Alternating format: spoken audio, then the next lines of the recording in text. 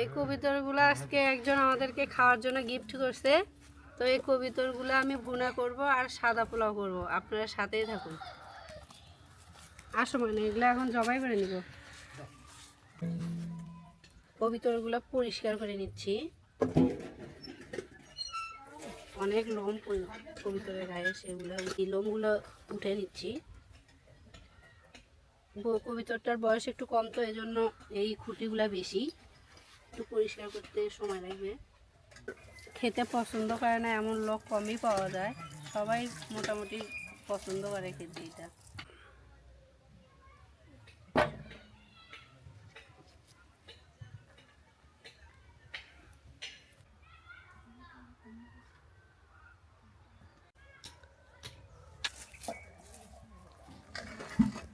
কবিতরগুলো মোটামুটি বাসা প্রায় শেষই হয়েছে, এখন আমি পুড়ে নিব আগুন দিয়ে, পোড়ার পর বাকিটা বেছে নেব।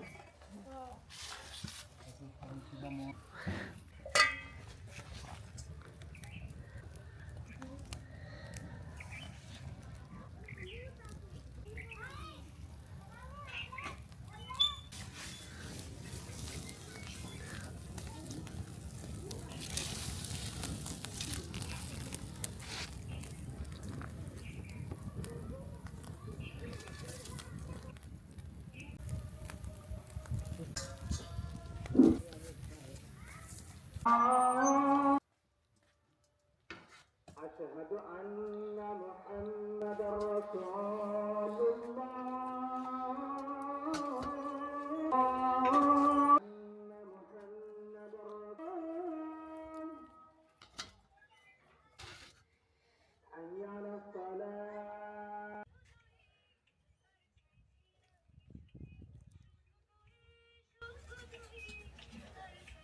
আমি এখন কবিতরটা কেটে নিচ্ছি।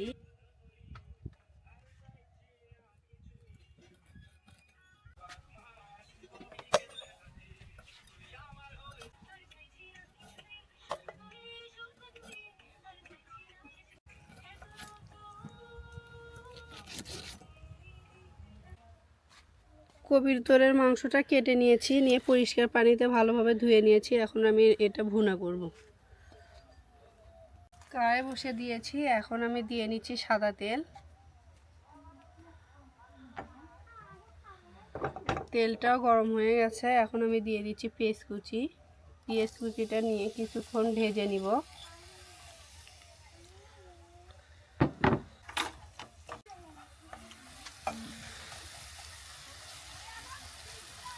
পেঁয়াজগুলো আমি হালকা বাদামি করে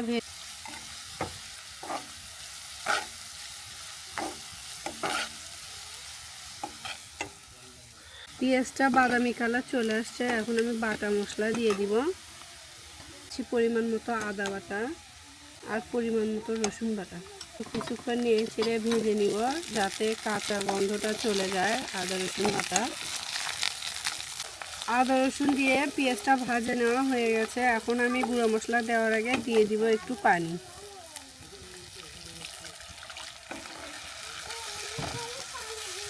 এখন আমি গুঁড়া মশলা অ্যাড করব। এই জায়গাতে পরিমাণ মতো সব মশলা নেওয়া হচ্ছে, ধনিয়া গুঁড়া, জিরা গুঁড়া, মরিচের গুঁড়া, হলুদ গুঁড়া আর লবণ। আমি এখন এই মশলাগুলো নেড়ে চেড়ে ভালোভাবে কষিয়ে নিব।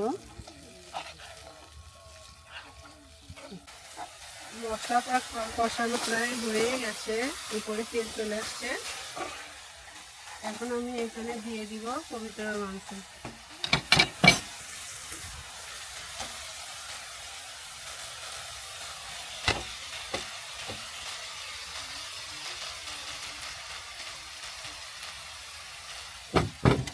নেড়ে চেড়ে কবিতরের মাংসটা মশলার সাথে আমি ভালোভাবে অ্যাড করে নিব। দিচ্ছি সাদা এলাচ, দারচিনি আর তেজপাতা। এটা এখন আমার তেল দিয়ে কষানো হয়ে গেছে, এখন আমি এটাতে দিয়ে দিব আর একটু পানি দিয়ে আর একটু কষে নিব।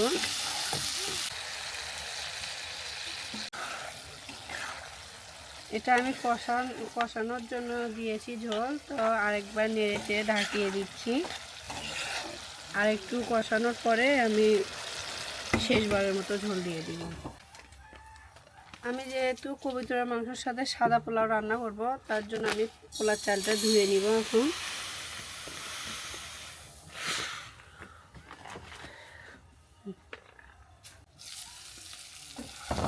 আপনারা দেখতেই পাচ্ছেন আমি খুব সুন্দর করে মাংসটাকে কষিয়ে নিয়েছি। মাংসটা দেখতে অনেক সুন্দর হয়েছে। এখন আমার ঝোল দেওয়ার পালা। এখন আমি ঝোল দিয়ে দিচ্ছি।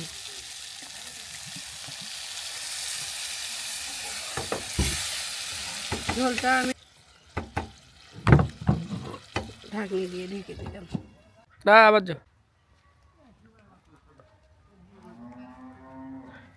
আমি কবুতরের মাংসের সাথে সাদা পোলাও রান্না করব, এই জন্য সাদা পোলাওর চালটা আমি ভালোভাবে ধুয়ে নিব।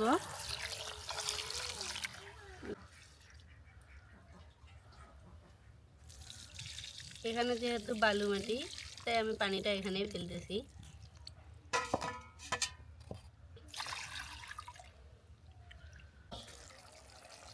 তরকারিটা হয়ে আসছে, তো এখন আমি ঝোল তুলে একটু চেক করব লবণটা ঠিক আছে কিনা।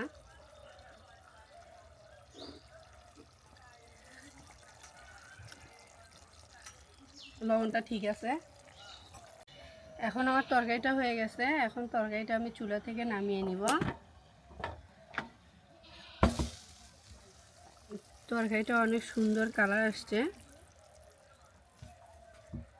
সাদা পোলাও করার জন্য আমি পানিটা ফুটিয়ে নিব, এর জন্য আমি চুলাতে বসিয়ে দিলাম পানিটা। এদিকে পানিটা গরম হবে, আমি ওইদিকে চালটা পানি থেকে তুলে একটা জালিতে তুলে রাখবো। পানিটা ঝরিয়ে যাবে, চালটা ঝরিয়ে নিংড়ে নিব।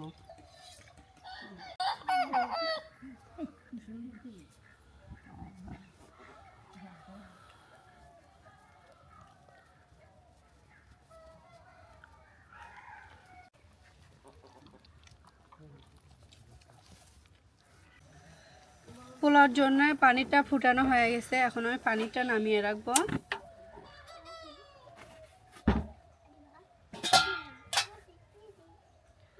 সাদা পোলাও রান্নার জন্য আমি কড়াইটা চুলাতে বসিয়ে দিলাম।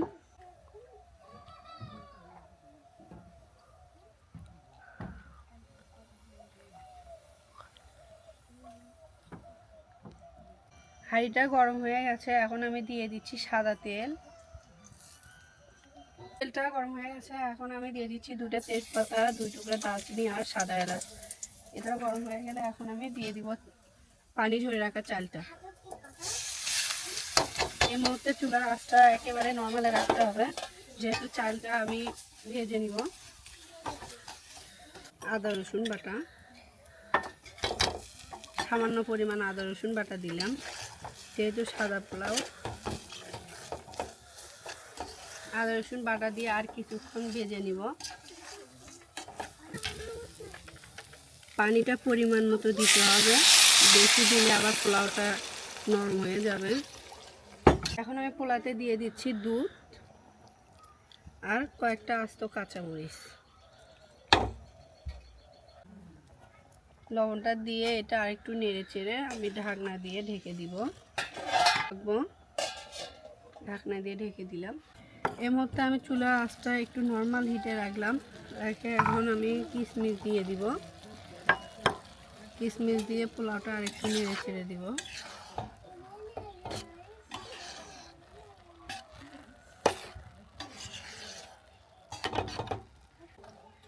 পোলাওটা হয়ে আসছে, এখন পোলাওটা অনেক ঝরঝরে হয়েছে।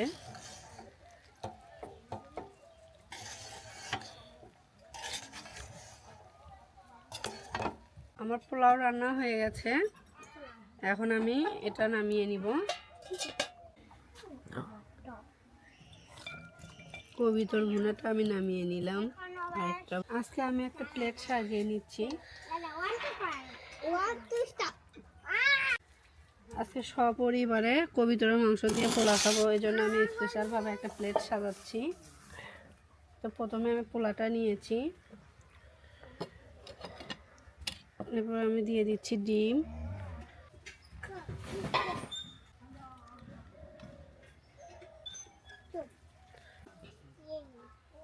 এখন আমি দিয়ে দিচ্ছি কবুতরের ভুনা।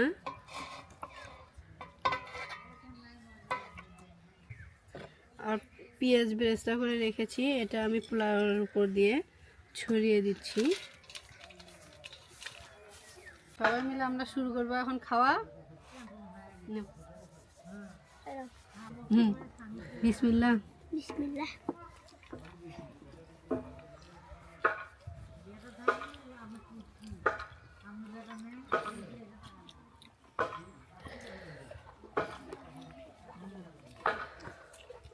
মাশাআল্লাহ, খাবারটা অনেক টেস্টি হয়েছে।